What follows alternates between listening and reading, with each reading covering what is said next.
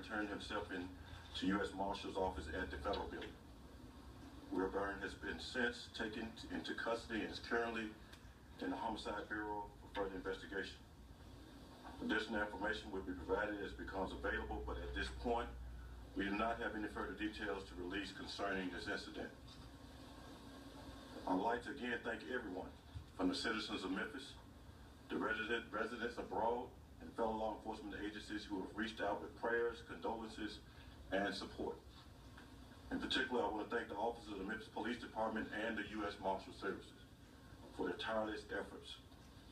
I want to also thank everyone who has assisted in spreading the word and who has assisted in the search. I'm sure in some way this aided in the Wilbourne surrender. I'll let the mayor have a few words and I'll come back and take a few questions. Thank you. I will not add anything to the details. Director Armstrong will entertain questions on that.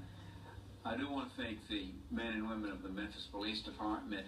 As I told you yesterday, some who I hope have gotten a little rest worked around the clock to keep the pressure on, to let the suspect know that there was no hiding place, that we were not going to relent in any way, thus just making it an imperative that he did what he needed to do, and it was because of intense pressure. As Dr. Armstrong pointed out, the cooperating agencies, we again want to thank them.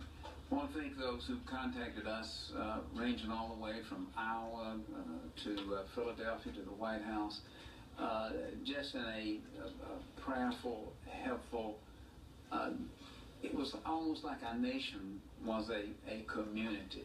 The most touching email I received was from the family of the last officer who died in the line of duty down in New Orleans, to hear a family member reach out to a mayor hundreds of miles away and say that we're with you in your loss.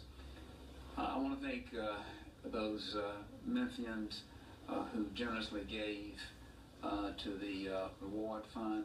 I will not entertain any particular questions on that because there are a number of legal questions that have to be answered on that. And I'll simply say that their generosity has been just so rewarding.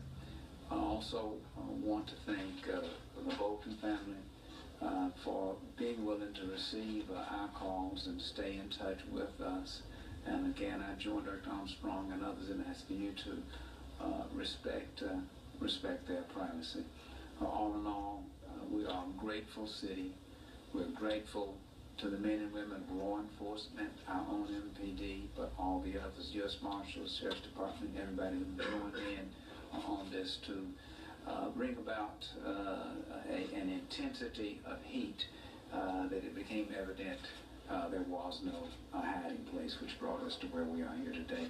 At this time, I'll turn it back over to Director Armstrong. Thank you, Mayor.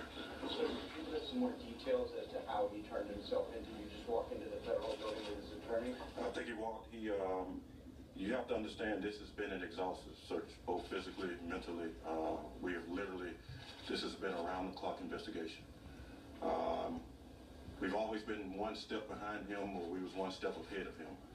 I think he felt the walls closing in and thought that it would probably be in his best interest just to turn himself in. Director, we found out that he might have previously violated his probation. Should he have been in jail Saturday night instead on the streets? Well, if you ask me that question now, absolutely.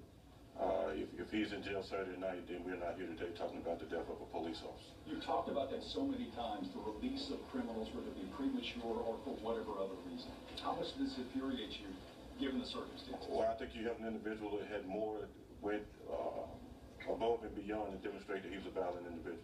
He had committed a bank robbery, and I think he had committed a robbery prior to that. So I think all the signs were there by his actions that had clearly demonstrated that he was a violent individual. And I have a thing that I tell people all the time.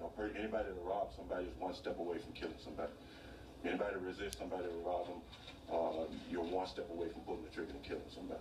Were you surprised he turned himself in? No, I was not surprised.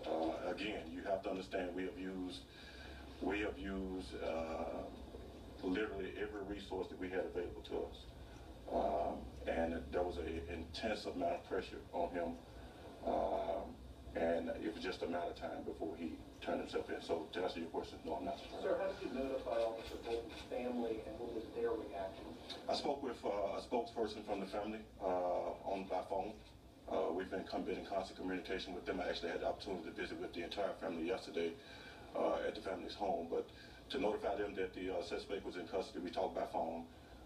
As you can imagine, they're relieved. Certainly this will be a part of the healing process. It's a long process. We expect that not only for the